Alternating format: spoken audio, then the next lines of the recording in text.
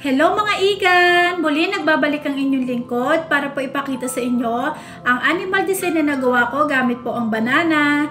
Muli, sana po ay samahan nyo ako hanggang matapos ang video. Maraming salamat po! Dahil meron kaming banana sa bahay, naisipan kong gumawa ng isang animal design na dolphin. Una po ay hinati ko po sa gitna ang banana. Then nagkat po ako ng padiagonal sa bandang dulo. Dito ko po kukunin ang para sa tail, dorsal fin at flipper ng ating dolphin.